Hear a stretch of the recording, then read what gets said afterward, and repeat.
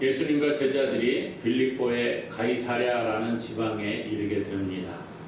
예수님이 제자들에게 물어보지요. 야, 사람들이 나를 누구라고 이야기하느냐 그렇게 물으셨어요.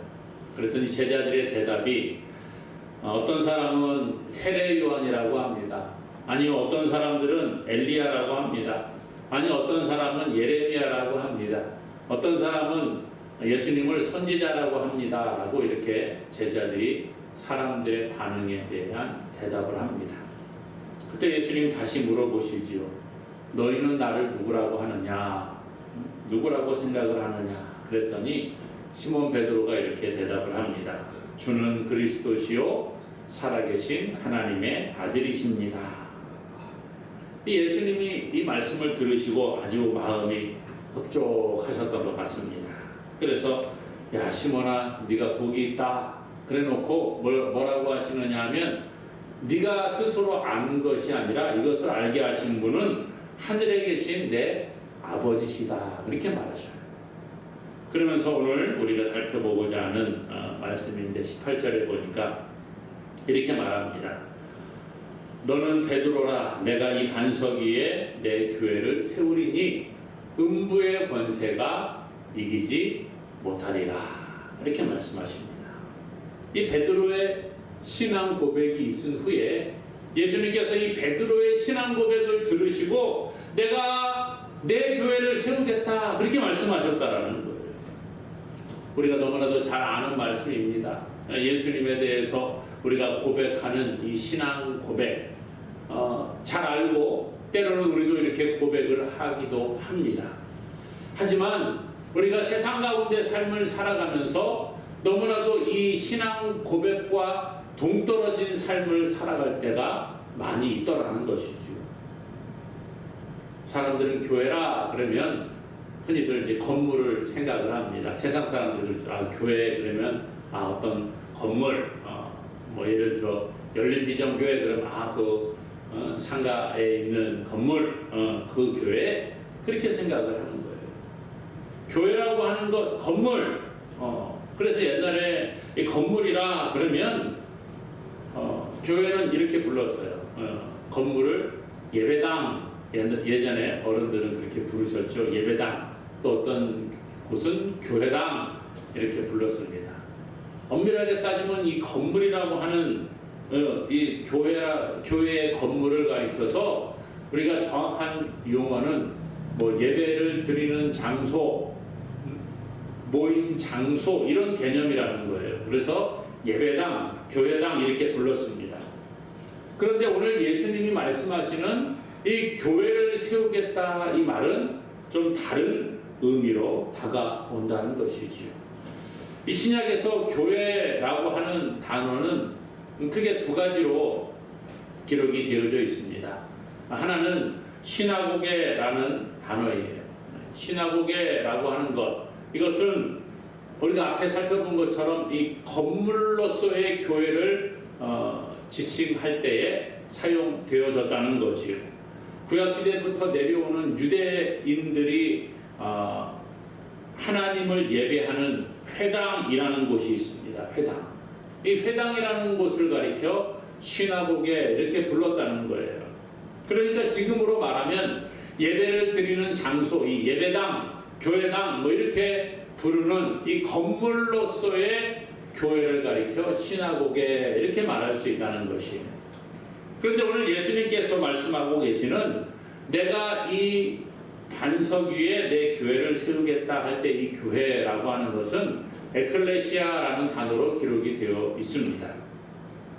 에클레시아는 예수 그리스도의 보혈의 공로로 죄사함을 받고 구원받은 사람들이 모인 그 모임을 가리켜 교회라 그렇게 말할 수 있다는 거예요.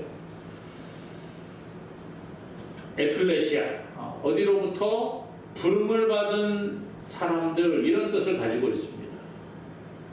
그 말은 교회는 부름을 받은 사람들이 모인 그 모임을 가리켜 교회라 그렇게 말한다는 거예요. 예배당과 차이가 있다는 거지요. 건물이 아니라 우리가 예를 들어서 우리가 지금 이곳에 있으면 여기가 교회입니다. 우리가 예를 들어서 밖에 야외 예배를 봤어요. 그러면 그곳이 우리가 모여서 예배하는 그곳이 교회라는 거예요. 그 모임이.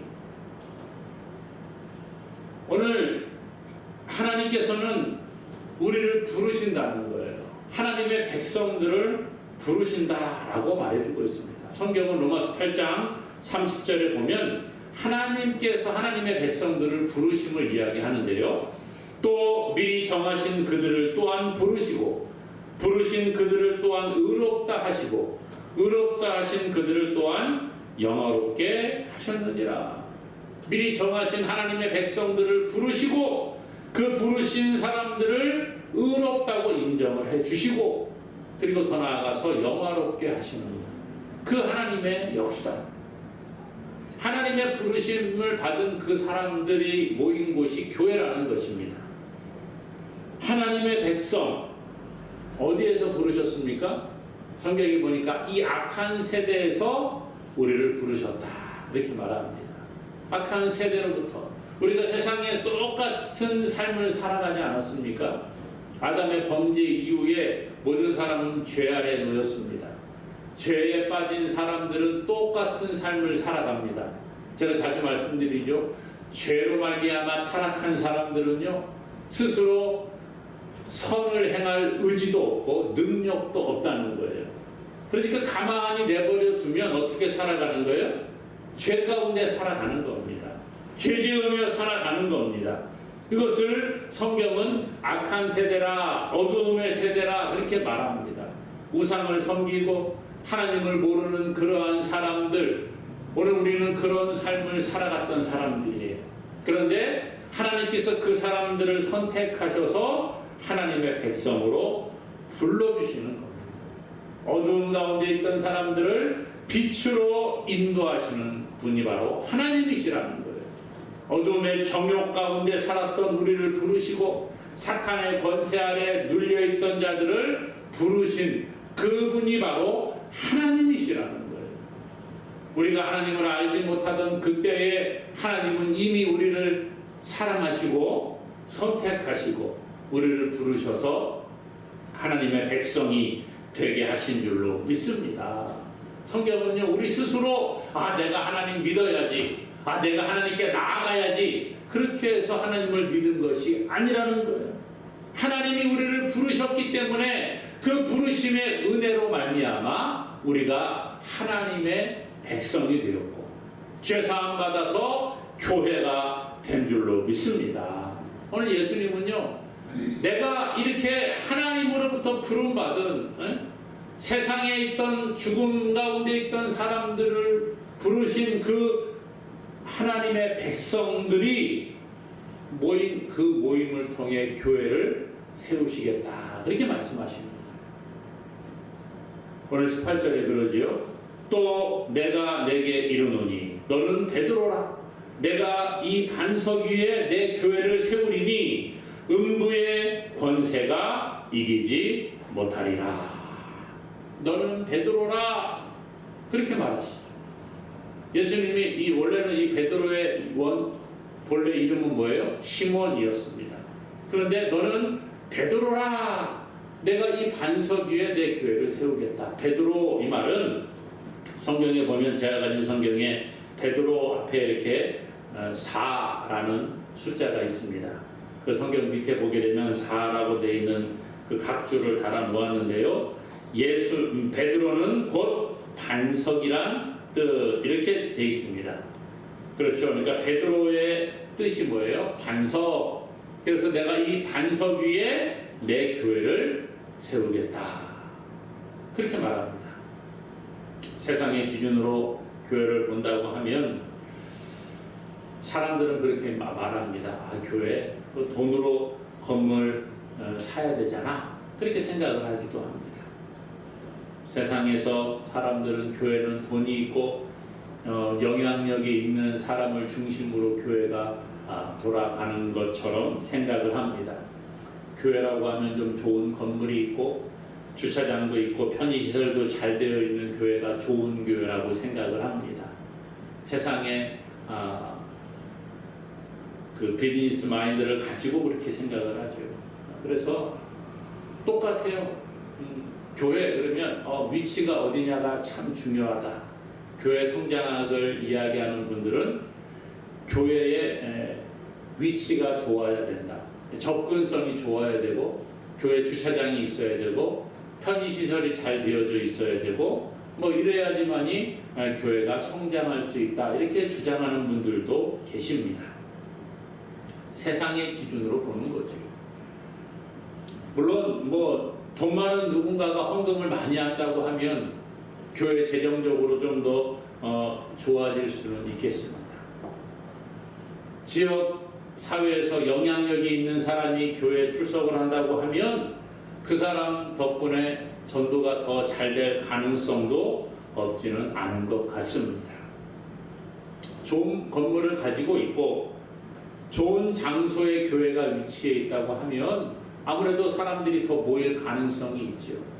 요즘과 같이 이렇게 뭐 어디든지 다 차를 타고 가는 시대에는 주차장이 잘 갖추어져 있고 또 사람들이 그 교회에 가서 뭐 어떤 공간에 쉴 만한 공간 이런 것이 잘 갖추어져 있는 교회가 어쩌면 더 사람들이 많이 찾아올 수도 있는 것은 맞는 것 같습니다. 그런데 그것이 전부가 아니라는 거지요. 이것은 세상의 기준이라는 것입니다.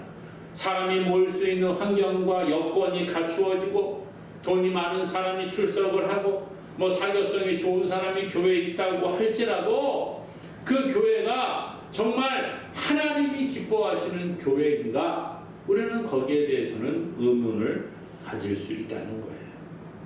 그런 사람들이 있으면 뭐 교회가 세상의 경영 논리에 의해서 성장할 기본적인 기초가 갖추어질 수는 있겠습니다.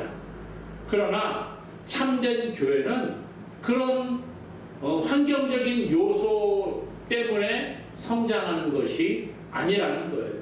오늘 말씀해 보니까 교회를 누가 세우신다고요? 주님이 세우시는, 하나님이 세우시는 거예요. 예수님이 세우신다 그렇게 말하고 있습니다.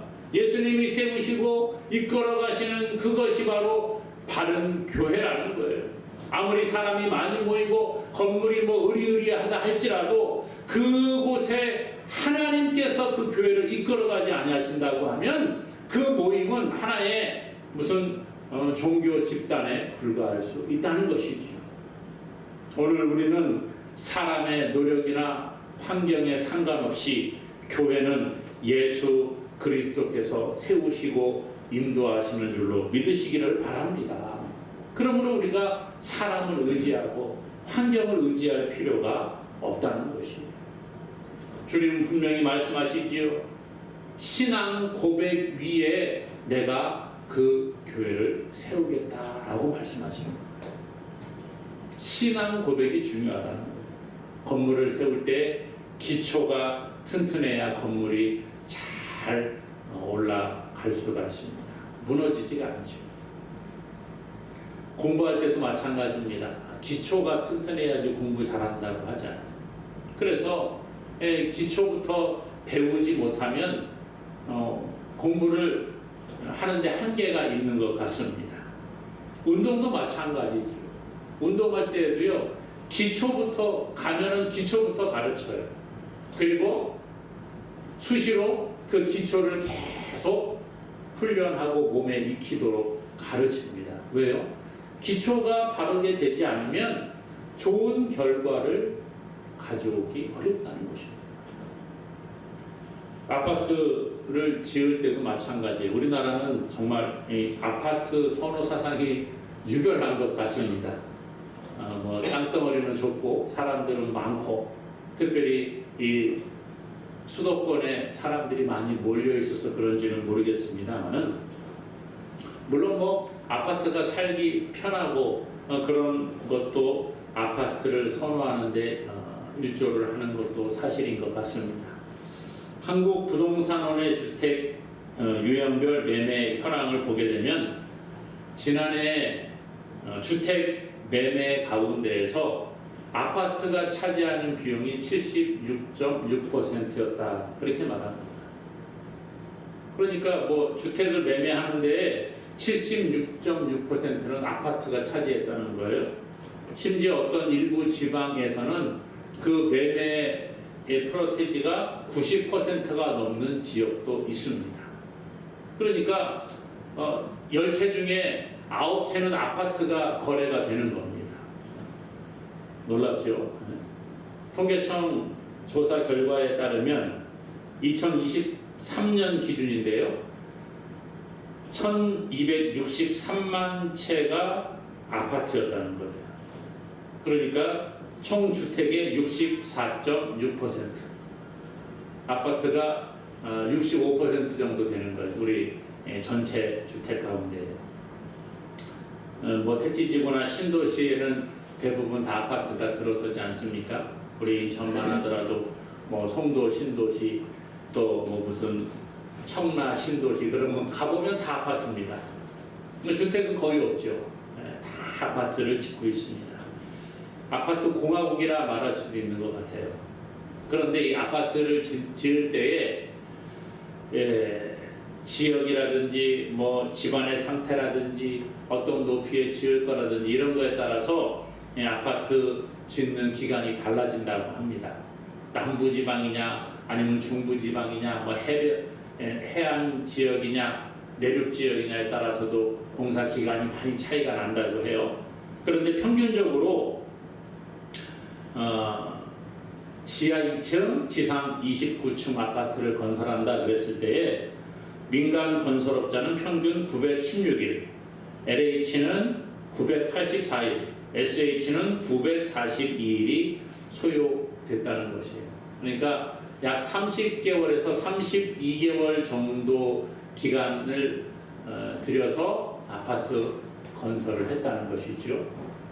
근데 제가 말씀드리고자 하는 것은요, 이 아파트를 착공을 하게 되면 가장 먼저 가설 공사하고 터파기하고 기초 공사하고 그러고 난 다음에 이제 위로 올립니다.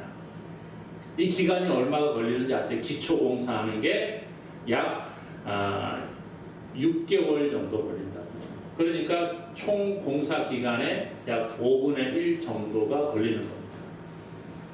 5분의 1 정도 되는 그런 20%의 기간 동안에는 계속 기초 공사만 하고 있는 거예요. 땅을 다지고 파고 뭐 거기에는 막 뭐 철골을 집어넣고 해가지고 위로 올리기 위해서는 기초를 튼튼히 해야지 위가 잘 올라가는 거죠. 그래서 총 공사 기간의 5분의 1이나 되는 수많은 시간을 투자해서 기초 공사를 하고 그 다음에 기둥을 올리기 시작을 합니다. 기둥 올리기 시작하면 요즘 기술이 좋아서 금방금방 올라가잖아요. 근데 기초를 할 때는 아주 오랜 시간이 걸리더라는 거예요. 교회가 그렇다는 것이죠. 기초가 중요합니다. 교회의 기초는 뭡니까? 신앙 고백이랍니다. 바른 신앙 고백이 있지 않으면 교회는 무너지게 되어져 있습니다. 기초가 튼튼하지 않은 건물이 무너지듯이 바른 신앙 고백이 없는 교회는 금방 무너지게 되어 있다는 거예요. 오늘 본문 16절에 보니까 말합니다. 시몬 베드로가 대답하여 이르되 주는 그리스도시요 살아계신 하나님의 아들이시니이다. 그랬더니 18절에 예수님 그럽니다. 내가 내게 이르노니 너는 베드로라. 내가 이 반석 위에 내 교회를 세우리니 음부의 권세가 이기지 못하리라. 베드로의 신앙 고백, 이 성경에 나오는 예수님을 향한 최초의 신앙 고백이 됩니다. 주는 그리스도 하나님의 아들, 이 신앙 고백 위에 예수님께서 교회를 세우시겠다 말씀하고 있습니다. 역사적으로 개혁교회는 이러한 올바른 신앙 고백과 성경에 기초해서 아름다운 믿음의 유산들을 물려주었다는 것이죠. 교회는 이 신앙 고백이 올바른 신앙을 정립하는 것이 필요합니다. 바른 신앙 고백이 있을 때 교회가 아름답게 세워지는 것이, 뭐 사람이 많이 모이느냐 적게 모이느냐 그것이 중요한 것이 아닙니다. 아무리 많은 사람이 모여도 신앙 고백이 잘못되어져 있으면 그 교회는 바른 교회가 아니에요. 이단들 보십시오. 아무리 많은 사람들이 모이고 돈을 많이 들여서 좋은 건물을 매입을 한다고 할지라도 바른 신앙 고백이 없으면 그들은 바른 교회가 아니라 그렇게 말할 수 있다는 것입니다. 오늘 성경은 우리에게 말합니다. 우리가 주님을 어떻게 고백을 하느냐, 예수님을 누구라고 고백을 하느냐. 오늘 베드로는 예수님을 향하여 주는 그리스도시요 그렇게 말합니다. 나의 주인이라는 거예요. 우리 인생의 주인이 예수님인 줄로 고백하시기를 주님의 이름으로 축복합니다. 우리의 생사 화복을 주장하시는 분, 세상을 만드시고 사람을 만드신 그 하나님, 그분이 우리의 주인이 되시는 줄로 믿으시기를 바랍니다. 주인은요, 이 종의 생사 여탈권을 가지고 있어요. 종은 주인의 그 결정에 의해서 종의 그 인생이 결정되어지는 것입니다. 오늘 우리는 예수님을, 하나님을 나의 주인이라 고백한다고 말을 하지만 우리의 인생의 주인으로 그분을 모시고 있느냐? 그렇지 않을 때가 많이 있다는 거예요. 말로는 예수님은 나의 주인이 되십니다, 하나님은 나의 주인이 되십니다 말하지만 삶은 그렇지 않을 때가 많아요. 목사라고 해서 다르겠습니까? 비슷합니다. 이렇게 잘 고백을 해야지 날마다 그렇게 생각을 하지만 세상 가운데 살면 때로는 내가 주인 행세할 때가 너무 많이 있다는 거예요. 내 마음대로 생각하고 내 마음대로 결정하고 내 마음대로 행동하고, 하나님은 저 뒷전에 모셔다 놓고 좀 잠깐 계셔요, 제가 좀 먼저 할게요, 그리고 혼자 막 합니다. 이게 우리의 모습 아닙니까? 그러놓고 입으로는 주님은 예수님은 나의 주인이 되십니다, 하나님은 나의 주인이 되십니다 그래놓고 내 마음대로 하는 거예요. 과연 주인 맞습니까? 오늘 우리는 예수님을 주라 그렇게 고백을 하는 자가 되기를 원합니다. 또한 오늘 말씀해 보니까 주는 그리스도시요 그렇게 말합니다. 그리스도, 자주 말씀드렸죠. 기름 부음을 받은 자라 그랬어요. 왕이 기름 부음을 받습니다. 제사장이 기름 부음 받습니다. 선지자가 기름 부음을 받습니다. 예수님은 왕으로 이 땅에 오셨고 선지자로서 하나님의 뜻을 가르치며 오셨고 제사장으로서 우리를 대신하여 하나님 앞에 완전한 제물로 당신을 드리기 위해 이 땅에 오신 분이라는 거예요. 이런 믿음의 고백이 우리 가운데 있기를 원합니다. 오늘 예수님은 그리스도가 되시는 거예요. 그리고 살아계신 하나님의 아들이라, 하나님이라, 이러한 고백이 있어야 한다는 거예요. 세상은 예수님을 4대 성인 중에 한 사람으로 생각을 합니다. 아주 위대한 민중혁명가라고 생각하는 사람들도 있습니다. 그러나 아니요, 예수님은 그런 분이 아니에요. 하나님이시고 하나님의 아들이신 분이라 성경은 우리에게 가르쳐 주고 있습니다. 그분은 창세전부터 계신 분이요, 지금도 우리와 함께 하시는 하나님이 되시는 줄로 믿습니다.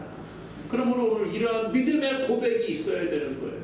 예수님은 이 믿음의 고백 위에 당신의 교회를 세우시겠다고 말합니다. 그러면서 뭐라고 해요? 이 교회는 어떻게 된다고요? 음부의 권세가 이기지 못한다.